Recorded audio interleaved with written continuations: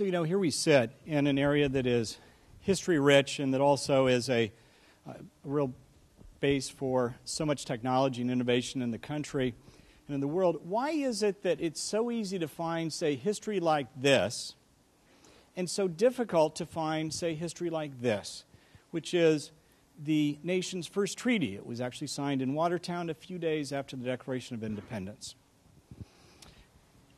So, before we kind of, anyone thinks, well, fine, I learned about that in school or I didn't, what I would argue that the reason we should care about history and access to history and being able to get our hands on these things is because learning about history helps us understand today and shape the future. So quick kind of personal experience. When we moved up here, we bought a house. It's nothing special. It's just an old house. It's on the state's register of historic properties or inventory of historic properties. And this is what it says. That's what we had available to us. However, once we moved in, we found a much more interesting history. Now, George Washington didn't sleep there. That's not what we found out. But we found out a ton of things when people came by. They actually mailed us things and gave us documents and so forth, and it was really fascinating. The odd thing was we owned the house, but we had no way to go back and add to the record about the house, the official record. There's no platform that provides a basis for that. So that got us thinking about who owns history and what does owning history mean? What are the ramifications? So in a physical world, owning history means you've got physical possession, you control it. If you control it, you control access, right? And if you control access, that means you control essentially who can say what about it, determine what it says, interpret it, curate it, and so forth. But in a digital world, when things are online, the whole paradigm changes. Some specialists can handle preservation, but all of us in this room, anyone around the world, at that point has the opportunity for curation and interpretation.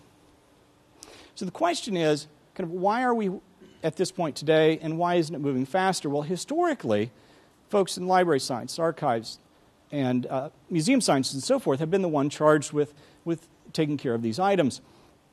And they've used a physical world paradigm for the creation of some of the tools to manage those. On the other hand, folks in this room and others around the world, computer science, the web perspective, have built platforms for sharing, for creating and empowering that are used by hundreds of millions of people around the world. So this, for example, is something that can't be done. This is in Minnesota. The Minnesota Historical Society provides a platform for adding information about historic properties. These are solvable problems.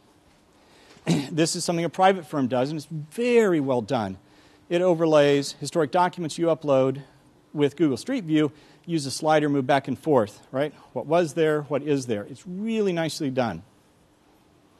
So what I would argue is that the primary responsibility of institutions today that have historic holdings, historic documents, is to digitize those collections and to make them available in a way that allows others to add value to them.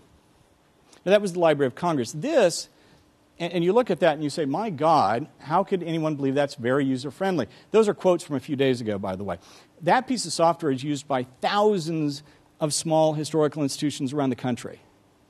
But no one in this room would be caught dead making that software. This is the state-of-the-art online experience that it creates. Absolutely no interaction, no ability to add value, no public tagging, no commenting, nothing.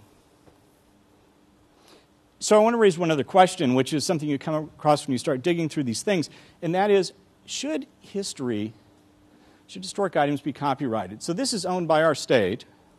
It's on their Flickr account, that's great, but there's a copyright on it. You just wonder, why on earth is that there? So what I would hope is that at the end of this evening, a few folks leave here and say, we can do better. Let's build better platforms and tools. Let's adapt existing platforms and tools. Let's essentially be that revolution, digitizing, making available, enabling others to add value to it, and asking institutions to do the same.